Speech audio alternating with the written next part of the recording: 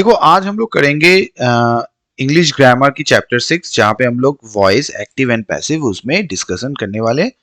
और ये वीडियो देखने के बाद आपका कोई भी ऐसा क्वेश्चन नहीं होगा जो आप नहीं कर पाओगे एक्टिव पैसिव का। ठीक है, तो सबसे पहले देखो बेसिकली वर्ब क्या होता है। वर्ब हमें कहता है भैया एक पर्सन और थिंग क्या करता है।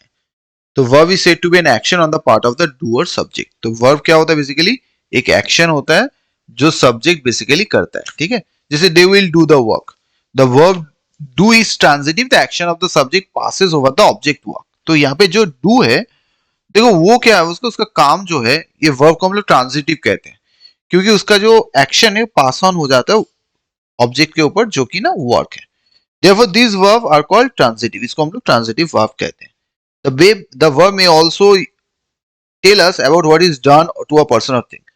वर्ब हमें ये भी कहता है भैया उसके ऊपर क्या हुआ है, पर्सन और थिंग के साथ क्या हुआ है, ये भी हम लोग बोल देते हैं। The work will be done by them, ये पैसिव हो गया। The boy had been punished by the teacher, ये भी हम लोग का जो है पैसिव का एग्जांपल्स है। How to define a voice, voice को आप कैसे डिफाइन करो। In the active voice sentence begins with the subject, जैसे दे द टीचर, जैसे हम लोग देखते हैं। पैसिव में क्या होता है, ऑब्जेक्ट से स्टार्ट होता है, जैसे वर्क द बॉय, यहाँ पे देखोगे द वर्क द बॉय, इसमें आप देखोगे। अब a sentence only with transitive verb admit of passive expression. हमेशा याद रखना पैसिव उसी का होगा जो ट्रांजिटिव वर्ब है, इनट्रांजिटिव का नहीं होगा। जहां पे आपका वर्ब का एक्शन पास ऑन ना हो ऑब्जेक्ट के ऊपर, मतलब ऑब्जेक्ट ना हो बाद में, तो उसमें हम लोग पैसिव नहीं कर पाएंगे। Okay, now study the following sentence, जैसे Jaya come here, father is going out. The verb come, go are intransitive because this does not have object. कहीं object है नहीं है। The effect of the action does not pass over the object. जो action है वो pass on नहीं हो पा रहा है object में। Therefore, this verb called intransitive. Since they are not used with the object, they do not admit of passive expression. उसको आप passive नहीं कर पाओगे भाई, समझा? ठीक है। Therefore, before making a sentence, a student must not carefully whether sentence begins subject or object। ये आपको थोड़ा सा देख लेना। कभी एग्जाम में क्या होता है, पैसिव एक्टिव नहीं बोल देता है, आपको देख के समझ में आना चाहिए वो पैसिव है या एक्टिव है। How to make a passive voice, कैसे करोगे। The passive voice of an active voice is formed by using the verb to be. How the original active verb must be converted into past particle. Usually to be लगाना होता है और जो original verb है उसको past participle में करना पड़ेगा। ऑब्जेक्ट में भी place before the verb in the passive expression, object पहले आएगा वर्ब से। The form of be as used in passive voice I explained in the table below, वो हम लोग देख लेंगे क्या है। यही टेबल जो है आपको पूरा देखना है और ये समझोगे तो पूरा खत्म हो जाएगा आपका। अब यहाँ पे देखो कंक्लूजन में हम लोग क्या कहते हैं, सब्जेक्ट ट्रांसिटिव वर्ब ऑब्जेक्ट, ये एक्टिव हो गया। Subject incentive verb active, object to be past participle transitive plus subject, ये पैसिव हो जाता है। ठीक है, ये आपका फॉर्मेट है, this is the format. The verb to be, ये आपको ये टेबल से पता चलेगा। ओके, यहां पे देखो कुछ आपको ध्यान देना है। जैसे ये तो पास्ट पार्टिसिपल होगा, ये तो छोड़ दो, ये आपको जरूरत नहीं। ये आप थोड़ा सा ये फॉर्म और ये फॉर्म। अगर active indefinite model future indefinite है, इंडिफिनिट मॉडल या फ्यूचर इंडिफिनिट है, इंडिफिनिट है, मॉडल है, फ्यूचर इंडिफिनिट है, तो आपको बी वर्ब फॉर्म जो ऐड करना पड़ेगा, be just word be add करना पड़ेगा।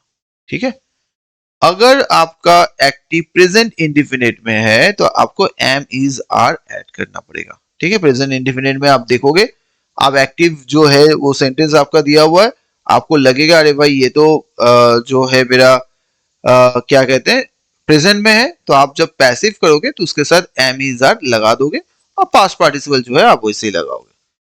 पास्ट इंडिफिनिट होगा, पास्ट में कुछ है तो आप उसको क्या करोगे, वाज वेयर करोगे। ओके, वाज वेयर ऐड कर दोगे। और उसके बाद देखो परफेक्ट है, जैसे प्रेजेंट पास्ट फ्यूचर कोई भी परफेक्ट है तो आप उसके साथ बी डबल एन बीन लगा दोगे। और कंटिन्यूअस है, जैसे प्रेजेंट पास्ट फ्यूचर कंटिन्यूअस के लिए नहीं, पार्टिसिपल एंड जीरेंट है तो आप बिंग जो है ये याद रखो। तो ये अगर आपने याद रख लिया किसके साथ क्या होता है तो आपका सभी कुछ खत्म हो जाएगा। आप कोई ऐसा नहीं होगा आप नहीं कर पाओगे। ठीक है, तो पैसिव का तो ये ऑलरेडी हम लोग पढ़ चुके। अब देखो इन्फिनिटी मॉडल फ्यूचर इन्फिनेटिव क्या है। ठीक है, यहाँ पे एक कॉमा होगा, इन्फिनिटी, इन्फिनिटी मॉडल फ्यूचर, हाँ ये इंडिफिनिट नहीं इन्फिनेटिव होगा, infinitive model comma future infinite. Okay, अब देखो he does not like to be punished, देखो ही डज नॉट है तो बी आ गया, द यंग पर्सन शुड आ गया तो बी आ गया, ये एक्स्ट्रा ऐड करना है हम लोग।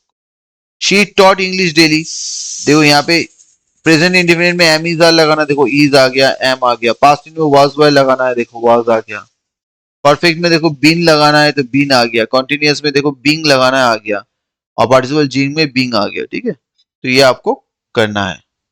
देखो future continuous and perfect is do not admit of passive voice expression, इसका नहीं होता है।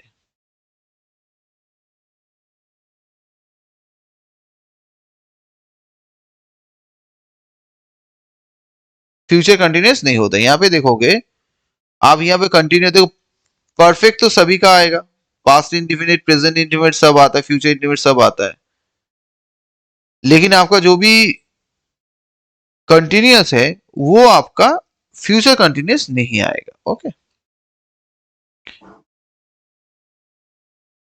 नेक्स्ट देखो सम हिंट, कुछ कुछ हिंट है जैसे कैसे कर पाओगे। The object used in the following sentence are used with verb which do not agree with the common rules of verb. Some nouns are given chapter number, nouns वो है हम लोग का, छोड़ो, हम लोग का जो रूल है वहां पे दिया हुआ है। Study the following sentence. He gave me spectacles. Spectacles were given to me by him. ये बेसिकली देखो, he gave me spectacles, अब spectacles were given to me है, they play billiards, billiards is played by him, तो basically यहाँ पे क्या है, spectacles were हो गया, billiards is हो गया, यही आपको बताना चाह रहा है और कुछ नहीं। इन दिस सेंटेंस देखो, noun spectacles followed by plural verb and billiards single, students should take note of the such meaning now, ये हम लोग का नाउन का चैप्टर में भी हम लोग बता के रखे हैं, जहां पे देखो क्या है, spectacles जो है वो दो चश्मा का जो है डंडी वैसे हिसाब रखो तो ये हमेशा प्लूरल फॉर्म ही होता है, और बिलियर्ड्स एक गेम है, ये हमेशा भले इससे खत्म एंड हो रहा है लेकिन ये सिंगुलर ही होता है, तो ये जरूरत नहीं उतना। इंट्रोगेटिव में देखो which word are played as they are etcetera are placed as they are, अगर कहीं पे आपको व्हिच वर्ड मिले इंट्रोगेटिव में तो उसको इसी तरह कर दो। However when what which is used as a subject is change into what, अगर कहीं पे आपको व्हाट व्हिच व्हेन मिले जो सब्जेक्ट के हिसाब से हो तो व्हाट में चेंज कर देना, बट हु अगर मिले तो आपको बाई होम में चेंज कर देना, home is change into by home, and home अगर कहीं पे लगे तो उसको हु, मतलब हु को होम करना है, होम को हु करना है। व्हाट आर यू राइटिंग, तो देखो व्हाट है व्हाट ही रखो, what is being written by you. What makes you angry, देखो what makes you angry by what you are angry, तो इसको चेंज करना आपको पड़ेगा। यहाँ पे क्या बता रहे देखो, when the subject are indefinite vague pronoun or understood nouns it is not necessary to use them in passive as by somebody, अगर कोई वेग है क्लियर नहीं है जैसे somebody nobody तो उसको जरूरत नहीं होता, जैसे somebody has picked my pocket has been picked, बस जरूरत नहीं किस, क्योंकि आप बोल दोस्त किसको दोगे, आपको तो पता ही नहीं है कौन किया है, तो उस हिसाब से हम लोग क्या करते हैं, यूज ही नहीं करते, हम लोग क्या करेंगे उसको यूज ही नहीं करेंगे, राइट। तो ये थोड़ा सा आपको ख्याल रखना है। नो बॉडी कैन चेंज, ठीक है, destiny can not be changed, और ये भी इंपॉर्टेंट है देखो, sentence beginning with negative indefinite pronoun और कन्वर्ट इनटू नेगेटिव, उसको हम लोग नेगेटिव कर देना है, जैसे नोबॉडी कैन बी चेंज को नोबॉडी से स्टार्ट हुआ है तो इसको क्या कर दो, डेस्टिनी कैन नॉट, इसको नेगेटिव ही कर दो सेंटेंस को। बहुत इंपॉर्टेंट रूल है, बहुत इंपॉर्टेंट, ये दो बहुत इंपॉर्टेंट है। When principal's clause is followed by noun clause as object, the passive voice is made as follows. People consider that he is honest. तो इसको क्या करेंगे, people consider को it is considered that he is honest, ऐसे हम लोग कर देंगे।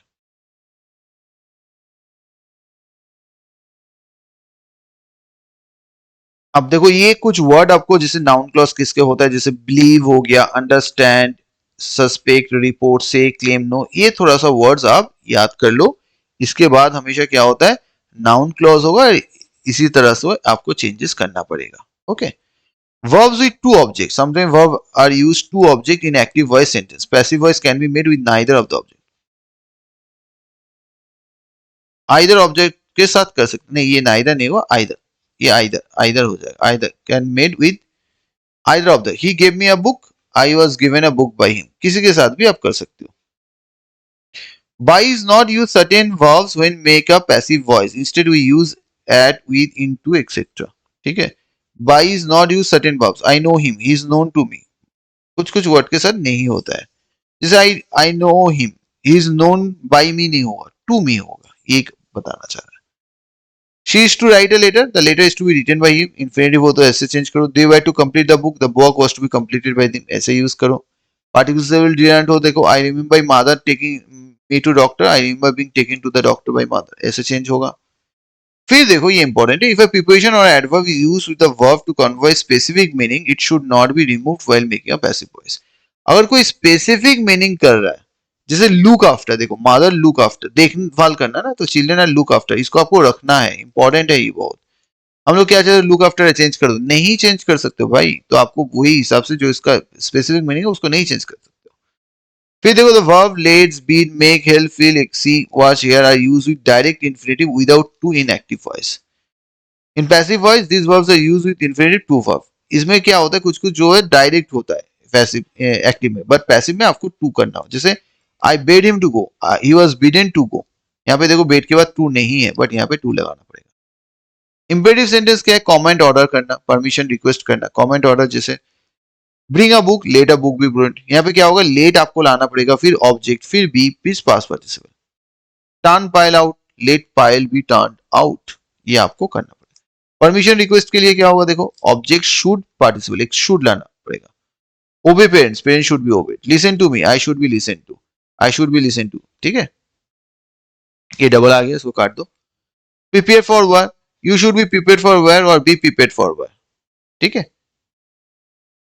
यहाँ पे क्या है, लेट हम लोग नहीं यूज कर सकते. प्रिपेयर फॉर वेयर आपको करना ही है, तो यू शुड बी प्रिपेयर मतलब कंपलसरी. लेट हम लोग नहीं यूज करेंगे जो कंपलसरी हो. Passive voice when no subject given begin the sentence with, अगर कोई ऑब्जेक्ट नहीं दिया हुआ है तो हम लोग यू आर अलाउड, रिक्वेस्ट और एडवाइस इससे करते हैं. Please come soon, you are requested to come soon. ठीक है, तो यहाँ पे हम लोग क्या करेंगे, देखो यहाँ पे प्लीज कम सून मतलब आप किसी को रिक्वेस्ट करें भैया जल्दी आ जाओ, तो यहाँ पे यू आर रिक्वेस्टेड होगा. लेकिन कभी कभी क्या होता है, जैसे एक एग्जाम में भी आया था, एयरप्लेन का जो है आपको कहीं पे जैसे होता है ना कुछ कंपलसरी, दो चीज होता है. एक होता है भैया आ जाओ जल्दी, तो वो आ जाओ जल्दी, तो वहां पे क्या होगा, रिक्वेस्ट हम लोग यूज नहीं करेंगे क्योंकि आना ही है आपको. बट कहीं पे रिक्वेस्ट आ भी सकते हो, नहीं आ सकते हो, आप रिक्वेस्ट करना. प्लीज डोंट टॉक लाउडली, ये सब हो जाए. You are request not to talk loudly. Okay. Sentence beginning with let, permission and suggestion. क्या होता है, passive when object is given make passive voice as follow. Let me play here, अगर let से start हुआ तो I may be allowed to play here हो जाएगा. Let us help in suggestion, he should be help. तो आपको sentence समझ के करना. जैसे परमिशन है तो मे लगा दिए, सजेशन है तो शुड लगा दिए, ऐसा करना है. When no object is given, begin the sentence with it is suggested. कहीं पे ऑब्जेक्ट नहीं दिया हुआ है तो आपको सेंटेंस इट इज सजेस्टेड से स्टार्ट करना है. Let us stay here, suggestion है, it is suggested you should stay here. Let us sleep here, ये भी सजेशन है, it is suggested that you should sleep here. तो ये आपका हो जाएगा. To be often allowed in the sentence have in passive sentence for the following. जैसे fall, rise, come, arrive, go, lose. ठीक है, mighty scissor is fallen, has fallen. Summer is come, has come. To be often allowed in sentence have in passive voice sentence of the following verb. जैसे fall, rise इसके साथ आता है. Mighty Caesar has fallen होना चाहिए but is fallen हो गया. Summer is come, has come होना चाहिए but is come हो गया. और क्या है देखो, the use of to be as an auditive verb, it is used to denote a state, condition, existing quality. There is no action kind of sentence. She is a naughty child, she is a healthy. But ये normal है, कुछ है नहीं. तो ये तो कुछ कुछ देखो नॉर्मल है, ये आपको उतना याद करने की जरूरत भी नहीं है. लेकिन हाँ बाकी ऊपर में बहुत इंपॉर्टेंट है, ये उतना इंपॉर्टेंट नहीं है. This 13 is not so important, लेकिन बाकी का बहुत इंपॉर्टेंट है. 12 is very important, point number 12 very important, ये सभी इंपॉर्टेंट है. Point number 11 is very important, 10 is very important, 9 is very important. तो बाकी सब इंपॉर्टेंट है. ठीक है, तो अच्छा से एक बार देख लो. लेकिन अल्टीमेटली मैं कहूंगा ये आपका चार्ट जो है, अगर आप इस चार्ट को एक बार अच्छे से समझ लोगे तो आपको कोई भी ऐसा एक्टिव पैसिव नहीं होगा जो आप नहीं कर पाओगे. ठीक है, तो एक्टिव पैसिव का वीडियो भी हम लोग का दिया हुआ है, उसमें थोड़ा सा देख लो, उससे आपको जो है प्रीवियस ईयर का क्वेश्चंस कैसे आते हैं उसको समझ में आ जाएगा. तो thank you watching, bye bye.